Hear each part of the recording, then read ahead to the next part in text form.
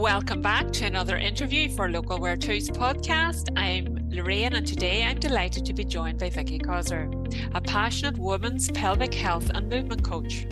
Her business, Real.Strong.Women, is dedicated to empowering women through evidence-based fitness and education, with a specialist focus on pelvic health and core rehabilitation. Her work is deeply personal, stemming from her own experiences, which led her on a mission to challenge the way women's bodies are talked about. Today, we'll talk to Vicky about her journey and how she's helping women redefine what strong truly means. Hi, Vicky. Thank you for joining us today. Thank you for having me. It's good to be here. So you touch on a very taboo, I feel, subject here in Northern Ireland, and I hope we're getting better. Slowly. But if we can just give a wee background on how you actually got into pelvic health and all of that. Absolutely. I never worked in this area before. I worked in probation and prisons and social care before for 18 years. Then I had my children, and as someone who quite enjoyed exercise and moving my body, they just really tried to destroy my body on their way out. So I tried to seek help, and I had various responses, a lot of, well, you've had a baby, what do you expect? And a lot of fobbing off and things put down to women's things, which I could talk about all day.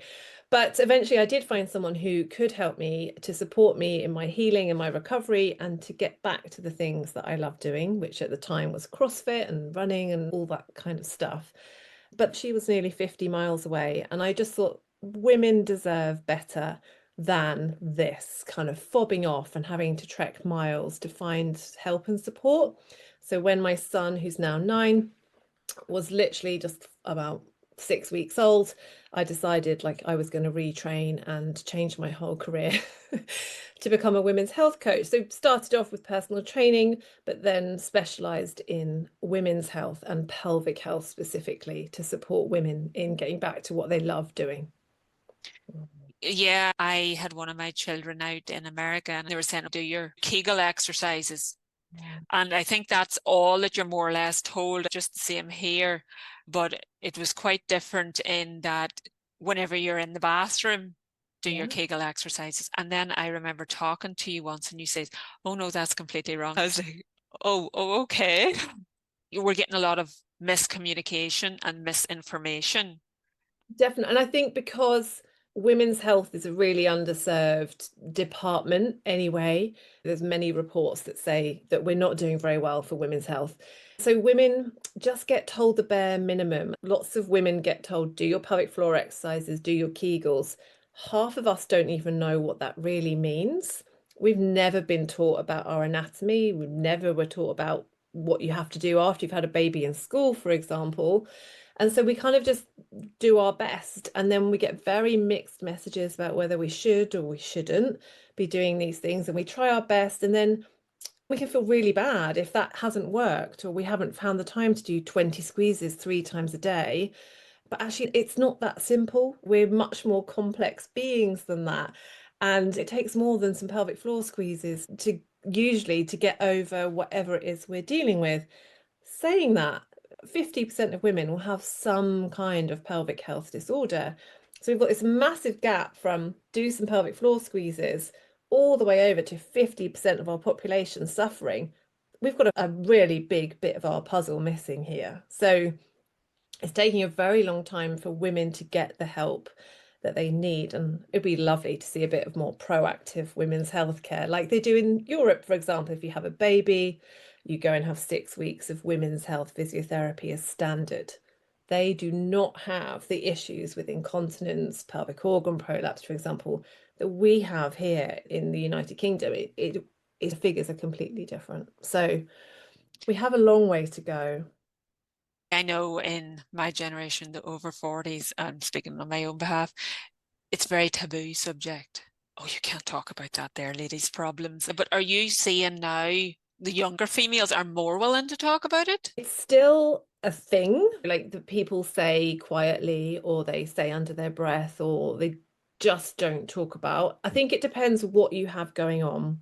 I work with people in their 60s and their 70s. They would never dare talk about anything to do with their pelvic health. they don't even have the words for their anatomy. We barely have the words for our anatomy in our 40s. The younger generation are coming through a little bit better equipped, but there's still this shame and guilt that comes with having pelvic floor issues or pelvic health issues. So yeah, older generations, something they never talked about, and if they did dare to talk about it, it got fobbed off as women's things.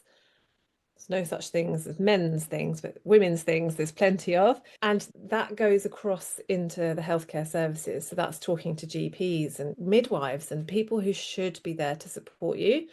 So yes, the younger generation are better, but they now almost, I find a lot of them make a joke out of it. They're like, I literally pee myself laughing. And it becomes a bit to try and make light of it, to make it not seem so serious. But actually, you don't even have to have had a baby to have a pelvic floor issue. It affects athletes, it affects men, it affects everybody. Women are just more susceptible to pelvic health issues when we've had children.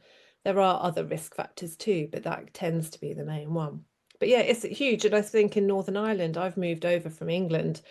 We've been in Northern Ireland 2 years, and I feel like I'm really having to break down a few more barriers. Just if I say the word vagina in a workshop, there's a kind of a real stunned look. Women aren't given the terminology they need. Then we're not taught this stuff in schools. It's getting better, and I will absolutely be leading the way on that, the difference between a vulva and a vagina. And why don't we have this language? We go to a GP, we're like, there's something wrong down there. That could be anything. So I think we have a long way to go.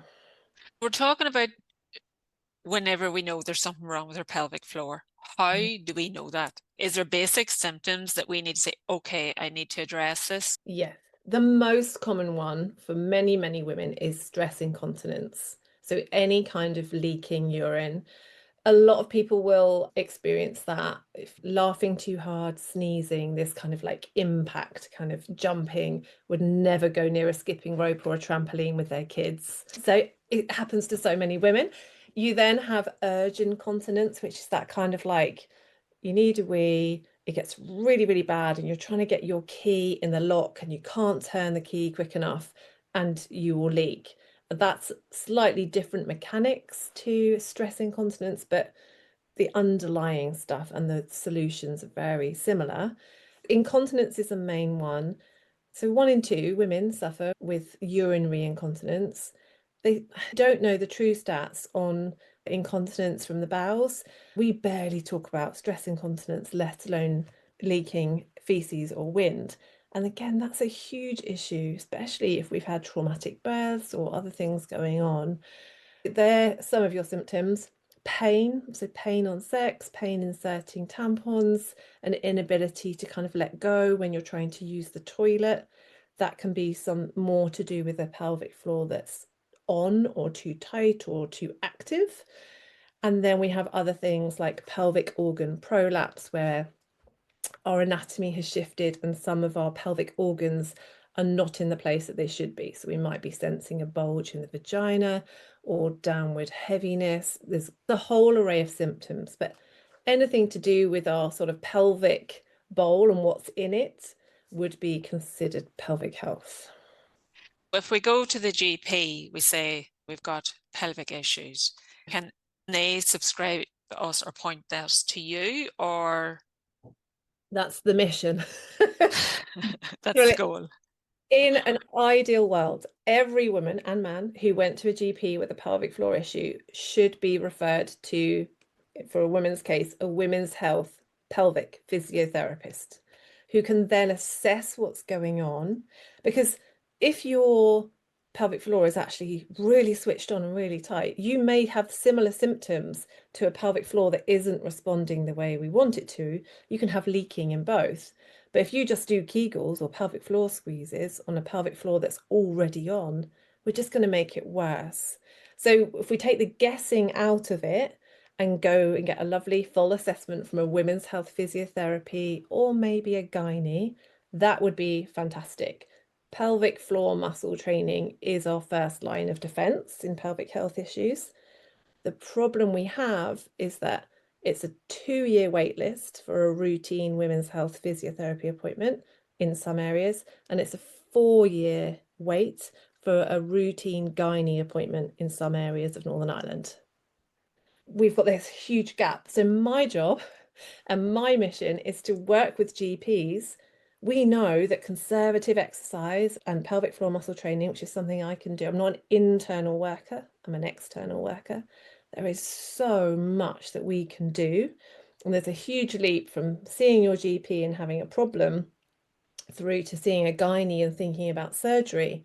There's so much we can try in the middle. So my current mission and my business goals are to work with GPs to have a referral process so that all those women who are on a 4-year wait list or a 2-year wait list can access some kind of support and be supporting their body in the meantime. That's a huge waiting list to be dealing with issues for that long.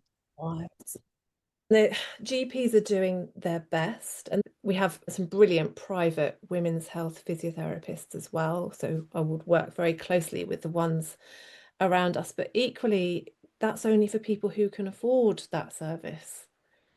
I think there's so much work to be done on just educating women about their bodies and knowing when to really push for more help and not just being fobbed off with women's things. Or what do you expect? You had a baby. What do you expect? You're menopause, or what? Like, that's not okay. I'm hearing then the moral of the story is that just don't take the doctor's word. Keep coming back and coming back.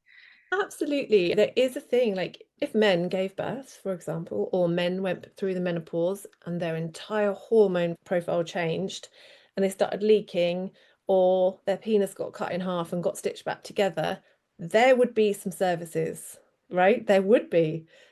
And you can dress up any way you want. We are so underserved. We make up 51% of the population. But I can't remember the lady's name now. Her report, First Do No Harm report, it said we keep fobbing women off and keep labeling all these symptoms as women's things and women's problems and normal. It is really common. So it's not normal, but it's very common to have a pelvic floor issue. Doesn't mean we need to put up with it. It's not going to get better on its own. So I think we're responding and not reacting as such. Anybody that's even going through labor should automatically be given this information in the get-go. yes. If you're going to have a baby, this is it. You have to do this. And we're informed at the very start. So then we don't wait, because the longer we wait, I'm assuming the worse it's going to get. Actually, yeah. Because also, like, just say, and again, you don't have to have had a baby, so don't want to exclude anyone that doesn't have children, but just say you're in your 20s or your 30s and you have some pelvic floor issues. You then go into perimenopause and menopause, and your whole hormone profile is changing, your estrogen levels are changing. That changes the whole lay of the landscape. You might have had some minor issues when you were 30. They are definitely not going to get better in your 40s and 50s when we are losing estrogen, we are losing how well our tissues and our muscles are responding to things. So the sooner we do something about it, the better. And also, just to say, it's never too late. I work with women in their 60s, 70s, even their 80s. While you're breathing, there is hope for all your soft tissue and your bodily functions. So it's never too late, but we can't just keep ignoring it. It generally isn't going to get better on its own. I totally agree. I see also that you've got programs on your website. The Strong Like a Woman program. What does that entail? If somebody signs up, or somebody's too embarrassed even to go to the doctor, they go onto your website online. What does your programs offer? Yes, there's a few things that can go on. The main Strong Like a Woman program is for any woman that wants to, it doesn't even have to be exercise, but wants to be doing something in their life that they're being held back on, usually a pelvic health related issue. So you can come to me, just say you've got stress incontinence, but you really want to go running, or you just want to chase after your grandkids or be able to lift them without worrying about what's going to happen. So my work there is one-to-one work. We look at your breathing mechanics, we look at your pelvic floor connection, we look at how you move, we look at how you manage pressure in your system, and we get you moving really, really well and managing your symptoms. So sometimes we're healing some issues and sometimes we're managing them. It depends where you are in your journey. But the whole point of my work is to support women to move their bodies with confidence. Most women feel completely disconnected from their body. So my job is to help you rebuild that connection with your body and to trust in your body again. I felt so let down and so angry after I had my children and my insides would not do what I wanted them to do. I was so frustrated. And I was like, well, now what? I'm just going to, if I Google this, I'm never to lift anything heavier than a kettle or my baby ever again. And I can go swimming. That's not the life that I want to lead. So I stopped moving. I was so scared of moving in case I made it worse. And this little bubble of fear makes your world very small. So my job is to open that bubble back up, help you and support you to build trust in your body, that it can do anything you want it to do. There are no limitations. We just have to have a progressive plan to get you there. And someone who knows what they're talking about is really helpful. So that's the one-to-one stuff. I do some small group strength training. So that's 4-to-1. So it's 4 women in a group. They all train together every week. That's all to do with strength. As we know, we get bombarded. We must be lifting heavy. We must be jumping. We must be doing this. But if you have pelvic floor issues, there's no way you want to do any of those things. So my job is to really get women to a point where they want to train, they want to be strong, they want to feel good in their bodies. So they do it together, and we just do it in small groups so that I know everybody's body inside out and we can adapt as we go. And they are really supportive mini communities of women, just building each other up and celebrating each other's wins. Like, it's a really nice vibe.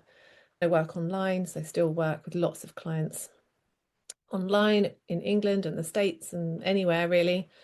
Then scar work. Scar work is a big issue if you have any kind of surgery. Again, lots of people have a C-section or hysterectomies or investigative surgeries and can again be left quite disconnected. So that's another part. I go to a gym, but it's run by men, and men don't know this. It's not their area of expertise. I think you actually go into gyms as well and help educate the women in the gyms. You do sessions like that? Yes. So I do like workshops for women, and that can be in gyms, in the community. I've done lots of workshops in workplaces. Workplaces are getting better at looking at women's wellness and women's health. So we talk everything from periods, pelvic floors, perimenopause. But also there's so many gyms, brilliant gyms and CrossFit boxes and places to train, generally run by men, and most programming is designed around a male body, not around a female body. And I think just because you're female doesn't mean, if you're a female coach, doesn't necessarily mean that you know how to deal with somebody who's had a baby or someone going through menopause. We need training. So I deliver training to coaches as well, male and female coaches in these places, so they can actually really better serve the people that are coming in. 80% of women will give birth, for example. That's huge. If you've got 50% membership, if your gym is women, 80% of them will have had a baby. So that really should be taken into account. And all of those women will go through menopause at some point. And so is it very different than the exercises you'll be doing, say, for pre-menopause, post-menopause? The priorities just change a little bit. So obviously, pre and postnatal is quite specific to a changing body, but so is peri and post-menopause. But you know, when you're 21, you can go out drinking, have 3 hours sleep, get up, go to work, go to the gym, feel fantastic. When you're 41, you cannot do that. Well, I don't know, not in my experience, I cannot do that. Nope, not here either. Not here, right? We tend, as we go into perimenopause, we're living quite stressful, busy lives. We're taking care of children. We might be taking care of parents. We're trying to run a full-time job. We're trying to do everything. So to then go to a gym and beast yourself, your body, where you're exhausted and your cortisol levels are through the roof, that doesn't always serve us very well. So as we go into perimenopause, for example, our priorities for training are heavy lifting, so strength, pure strength, plyometrics, which is like your jumping and your impact, and sprint intensity training. So we still need high intensity. We just don't need loads of it. We don't need to be lying on the floor in a pool of sweat and sick. Like, we don't need that. We do need short amounts. So it's just kind of the priorities change slightly. And if we train in that way, we're going to recover better and we can get up and exercise again the next day. And also, we're not just doing this for exercise, we're doing this for our bone health and our cardiac health and our brain health and our pelvic health. These are big risk areas for women as we get older. We've got real opportunity to take care of ourselves here if we can use exercise as a superpower rather than something we use to punish ourselves or cancel out calories or any of the madness that we have been brought up on. I just want to go back to your online training. So your online training, is that group online training, or is it more or less they log in, they download certain things that you walk them through, or what's that look like? At the minute, it's online, can be one-to-one. I've been running the small group classes when I was running my business in England for 8 years. So those women have just transferred online. So small group strength training online and in real life, one-to-one work online and in real life. They are supported by like a membership portal where they can go in and download classes and that kind of thing. But it's very much like coached sessions. I'm not one for just kind of letting Okay, people put up something online. and then let them work away. Yeah. You're actively monitoring it. Yeah, yeah. You had an article out, postnatal recovery. You also mentioned the 6-week check-in is not the magic ticket. I think we're all told don't exercise until it's 6 or 8 weeks. You can't drive until you're this. You know, can you talk a wee bit about that there? And what are some of the key things a new mother needs to be aware of? Yes. So the 6-week check used to be a thing. I don't even think it's a thing anymore. So lots of the women I speak to get asked if they want a check-in. So it's not even a standard thing. And Oh, sometimes it's an 8-week, sometimes it's a 10-week. And usually, and from all the women I speak to, this hasn't really changed since I went through this 12 years ago. It's a lot of, what contraception do you want? How do you feel? How's the baby? No one's really, there's no checking of anything. You can find this on my blog. It's some really decent list of questions to ask your GP or your health visitor, depending on who you're seeing. Just say if you did have a C-section or you had any kind of tearing or an episiotomy, can you check my scar? Is it healing well? What can I or can't I be doing at this stage? I would really want, in an ideal world, I would love for someone to check your tummy muscles. So to check if your tummy muscles, like when you have a baby, obviously your tummy muscles have to move and the stretchy tissue down the middle of your tummy gets stretched. And sometimes it doesn't always go kind of, they don't always sit back, they're not closely aligned. So you can end up with a diastasis or what people would call a tummy gap. So it'd be lovely if that was checked before people then go off to boot camp with less than ideal tissues in their tummy. I'd love to ask women, how are you getting any sleep whatsoever? What kind of support do you have? Some guidance on nutrition. Nutrition is one of the biggest tools we have to feel good. And yet most women, new mums, are surviving on caffeine and cake because they just don't have time. I mean, that I did as well.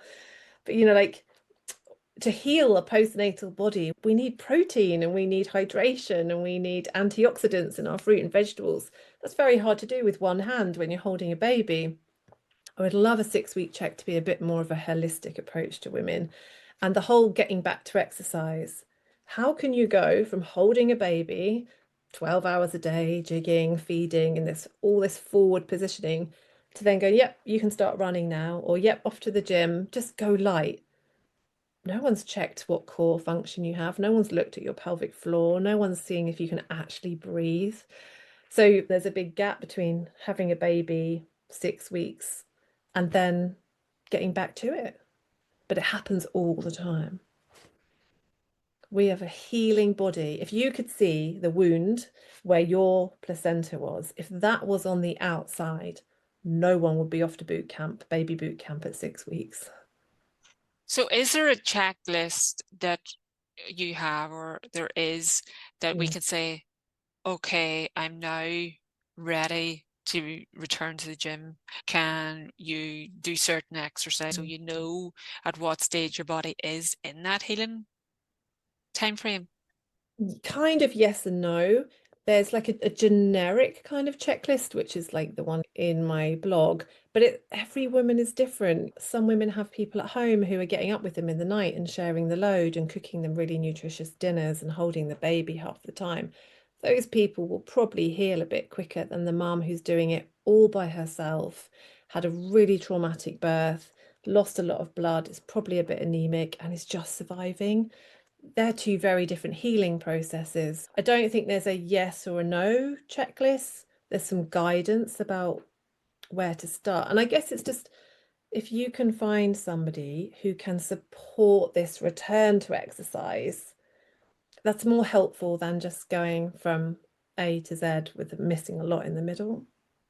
Women are incredible and bodies adapt all the time. But I think what women underestimate, it can take 2 years to recover from having a baby, for example, for all your connective tissue and your fascia and your muscles and your posture and your center of gravity. 2 years, huge changes go on. And that's just pregnancy and birth alone, let alone menopause, perimenopause, life stresses, all the other things that can impact. I think there's a big rush to bounce back, which is just the biggest BS statement there is about after having a baby. I don't know about you. I felt like I've been hit by a bus, right? I barely know my own name. If I had a shower, that was a win for the day. There was no way I was thinking about getting back into any jeans or getting to the gym. I couldn't even fathom how that was going to happen. Yeah, for me, exercise was a break. Yes. I rushed into it because it was 10 minutes by myself. You know. And I can 100% see women are like, I've got half an hour, 20 minutes. I'll go out for a run because it's quick and it's get away from the baby and just get some freedom. For so many of us, exercise isn't just about exercise, it's about our mindset and our emotional well-being and our communities. We've got communities within our exercise as well. So when that gets taken away, you're desperate to get back to it. And I can see how that happens. So I'm very fortunate. I train and I work. I run some sessions down at the CrossFit box near us in Moira. The coaches there are brilliant. I run Resilience RX, it's called, and it's about building women's resilience to get back to CrossFit. So whether you've had a baby or surgery or just anything that might be stopping you, it's not necessarily a women's class, it's kind of ended up being a women's class, but it's to support you to get back to what you love doing, to fill that gap between whatever it is you've had going on and the stuff that you love and the stuff you really enjoy. I think also knowing that you're there, somebody that understands the issues, and you're Mm. in a group of women that have children. Also, you mentioned 2 years. So a lot of women, I know I was one of them, within 2 years, I had another child. Do you know Yes, what I mean? yeah, 100%. If you just think of that accumulative, body's done some phenomenal stuff. And if you end up with a C-section, we're talking some major surgery. If you had that kind of major surgery, I don't know, on your knee or on your back, you would have physio. You would have someone who might bring you some nice dinners. Someone would help you with the cleaning. But because it's like a C-section or you've birthed vaginally, and even if you had stitches and all sorts of things, it's kind of, oh, well, you're a woman, you've had a baby, let's get on. So if we actually took the proper time to rehab our bodies from a phenomenal event, which is totally natural and totally normal, but it takes time to recover. We used to have people, we used to live in communities where people helped you. And in the East, women, the first 40 days, women stay in bed and people come and massage them and bring them food and they take their baby to them for feeding. And their village helps 40 days of care. Oh my gosh, we think we're so far forward, But we're but so it's, far back. yeah, we've got it so wrong in a way. We get medals as women. We get medals for, oh, she's amazing. She's got 4 kids. She runs her own business and she does this and she's on the PTA. She never sleeps. Why do we get medals for that? That's horrifying. We don't get medals for she did 15,000 steps a day and got some daylight and some vitamin D. No one praises us for that. Yeah, because I remember after my very first one, even walking, I was like, going, oh my gosh. And that was after 2 months. Yes. And you feel like you should be doing better. That's it. And then you feel, oh my gosh, my body is so weak. I could have ran up this hill. Even whenever I was fully pregnant, I went up this hill, no problem. Now I feel as if my insides is actually going to come out going up this hill. So Exactly. given that, is there something that we can actually do, all of us do? This might be a bit controversial, but even if you didn't do pelvic floor specific muscle training, just having a body that moves well and is strong will support you. So the best thing, and I know it's a privilege to be able to access a gym and a privilege to have the time to exercise, and I do recognize that, but I say giving yourself permission to prioritize your well-being isn't a bad thing. So many women put themselves at the bottom of the pile. So something we can all do for ourselves, which doesn't have to cost anything, but can be really hard, is to, I don't know, give yourself half an hour to go for a walk and get some vitamin D. Give yourself half an hour to just sit and do some breath work, or just sit and do nothing. So I think just learning, we have to really rewire and learn to take care of ourselves. And like pelvic health, for example, is impacted by movement, it's impacted by your toileting habits, your nutrition, your hydration, your stress, your sleep. Like it's not just to do your Kegels and get on with it. It's impacted by everything in your world. So most of us are highly stressed women running from A to B constantly. The easiest thing we could do to help ourselves is really hard, but is to really start looking at our stress. It's so hard to do, but that will support every system in our body and our pelvic health. So just learning to take care of ourselves. And we do have to move, whether we like it or not. We do have to move. We are losing bone mass and muscle mass at a really alarming rate as we age. But that isn't, we're not inevitably going to grow old and decrepit. That isn't an inevitability. We will age for sure, but we can kind of choose how we age and how we experience that. But I'd say stress is killing women, and we really have to take stock of that. You've mentioned Kegels. If Mm. somebody is suffering incontinence or find it hard to skip and jump at the gym, what's a wee quick win or fix that they could actually start with before they actually go down the route of Yeah. seeing someone like yourself? So like a quick, not actually, there are no quick fixes, but Yeah. something you could do for yourself. So like the NHS, they do have a 𝗁𝗁𝗁 app, which kind of just goes through like a pelvic floor muscle contraction or a Kegel. And it's an app, you can download it, it's free. And it just will talk you through what a pelvic floor muscle contraction is. And then you can set it and it will remind you to do it however many Oh, times a oh, day. There are some good resources out there which are free and available to people. But also, I would say get yourself to the GP and get on that list. Don't okay. put it off, get on the wait list. I think all women should see a women's health physiotherapist. So I just go like once every 6 months to a year now, just to check in, see how I'm managing my pelvic organ prolapse symptoms. To me, they're totally manageable now, but things change all the time. I'm going through perimenopause, things change. So if you can't see someone privately, get on the wait list. Don't literally just keep sitting on it. Yeah. See someone, see your GP. Some GP practices are amazing and they have like leads on women's health. They have practice nurses, people that would actually support you with this. There are so many tools in the box before we get into like gynae surgery territory.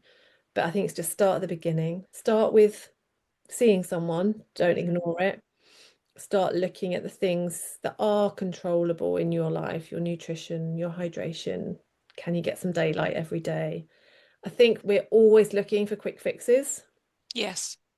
That's the society we live in. There aren't any. We have to start taking care of ourselves. We have to. Yeah. We can't get by Yeah. on caffeine and 5 hours sleep. It just doesn't work. It will catch up with us. Oh, yes. Is there anything else that you want to tell your listeners? It sounds like this whole like self-care thing is, have a bath. No, that's not self-care. That's just personal hygiene. We've really got to go deeper on that now. We've got to stop putting up with crap and we've got to start taking care of ourselves and asking for help. I think we have to That's a start. big thing. I think we ask for help, but in one area of, okay, we need time, but then asking for help for women's issue is like, whoa, yeah. Yeah, And we it's need to get super. rid of that taboo. If I could do one big ask, it would be if you have daughters or nieces or sisters or aunties, anyone, is start using proper language with them. So my daughter and my son are like, oh, here we go. It's all about the vulva again, mum. But like, why do we not teach our kids vagina, vulva? Why do we call it a woo woo or a mini or a flower or a whatever? We find it so hard to give them language. Telling your, or even just labeling your anatomy as just vagina, for example, is like telling a boy his penis and his balls are just one thing.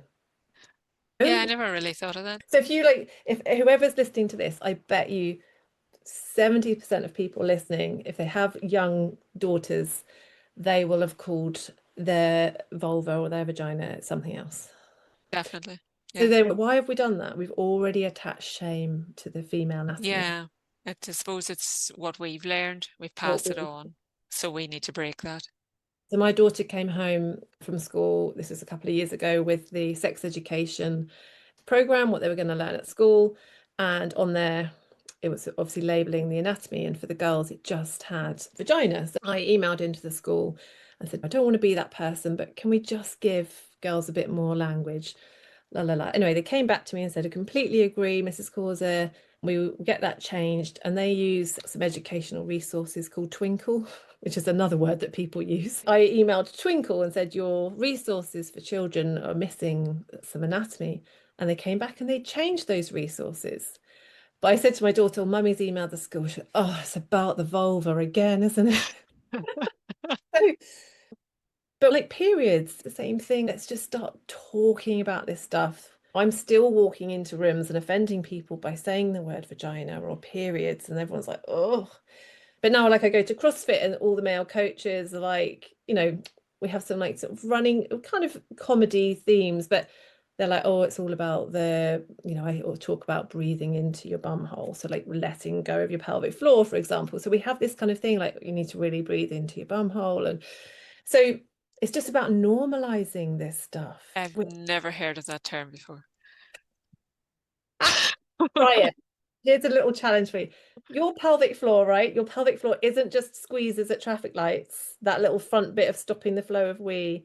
It starts at your coccyx. If where you're sitting, if you feel where your coccyx and your sit both are, all the way around to the front, that's your pelvic floor. So all your orifices come out of your pelvic floor. So sometimes your pelvic floor can be really tight, like we've talked about. So if you can breathe all the way down into your bum hole and let it go, which is very weird sensation, but we need a pelvic floor that is strong and contracts, but we also need one that can relax. You can't get stronger if you can't relax it. Oh, wow. There's a challenge. There you are. There's a challenge for you. I think it's even getting my head around that. Because So like women are always holding, right? We're always holding on. that's it. Generations of being thinner, being smaller, holding stress, carrying stress, holding, holding, holding, holding, holding, holding. So usually clenching a lot. So to actually let go of your belly, let go of your bum hole. And if you've had pelvic floor issues, you're more likely to be desperately trying to cling on to make sure your insides don't fall out or the pee doesn't come Yes. out, right? So this is really common. So I don't know what the stats are in terms of the divide between a pelvic floor that's too switched on and one that's just not working as well as we want it to. But this is why Kegels great, but for some women they need Kegels, but after they've learned to let go. And that is all part of stress management too. Wow, amazing. Never thought I would be thinking about that this morning, but okay. Never thought on your podcast we've been talking about that. No, but it needs to come out. So what's for Real Strong Women for the next 5 to 10 years? Where do you see it going? It's a big question. The biggest one is I really want to do what I can to work with GPs to provide a service to however many women are on that wait list, not moving their bodies, having an impact on all areas of their health because they can't move or they're scared to move. The big project is working with GPs and health providers to plug some of that gap. I also started like a little merchandise brand, the Real.Strong.Women merchandise brand, just working on a range of clothing, vests, t-shirts, sweatshirts, all that feel really good. I don't know about you in perimenopause, I am irritated by things that are not soft, are not cozy, and I'm done with tight lycra. So just a little range and just like whole representation. These are like the real women we're working with. We're not talking about the gym shark girls in the gym. We're talking about real women who are running school runs, they're running board meetings, they're running on 4 hours sleep. Just real strong women just doing their shit, getting on with life, but actually just want something decent to wear at the same time. So that's like a side project. Yeah, because I noticed just in fashion in general, every culture or every decade has their own fashion identity. We seem to have progressed a wee bit into the 70s. The bell bottoms are coming out and all this. Yeah. But I think this hair culture, it's all about the sweatpants and the oversized hoodies, and it's all about real comfort. Yeah.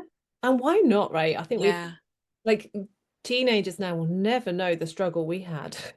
The high heels, the teeny tiny clothes. They can't wear high heels. They can't wear them. Everyone wears trainers now, which is fantastic. We struggled, you know, they will never know.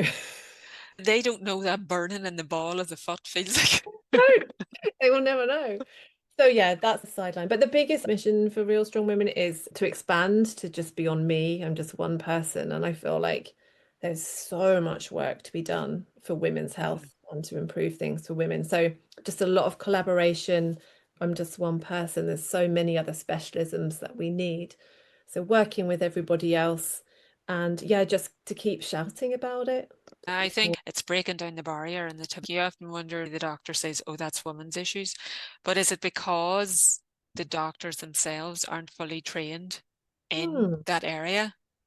And should that be maybe looked at whenever they're coming out? Like, you know, they're general practitioners. They cannot really know everything. There was a women's health strategy that came out. We don't even have it yet in Northern Ireland, and I'm not sure we'll ever get it. The intention of that was to set up women's health hubs. So you could go with everything from periods to perimenopause to pelvic health, and it's not all done in silo. I have great hopes and plans that we can create our own women's health hubs where women can just go and be heard and get things dealt with. Your GP, you could get a very response, but this is women's things. Great, it is a women's thing, but I want it dealt with.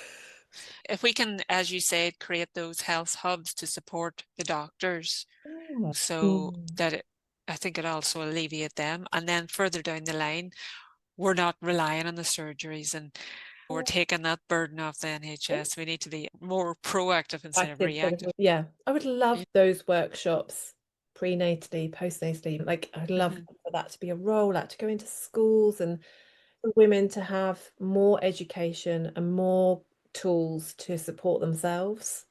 Yeah. To help as many women as possible with issues that will affect all of us in some way. Yeah, and I suppose as parents we can start by talking bluntly and instead of sugarcoating it with fancy words. Yeah, exactly. That's like the most simple thing you do, start using the right words. Brilliant, Vicky. Thank you so much for joining us. To all our listeners, we will provide links to Vicky's business profile on LocalWear2, which will also give you all of her social media handles. Thank you for tuning in, and we'll see you next time on LocalWear2's podcast.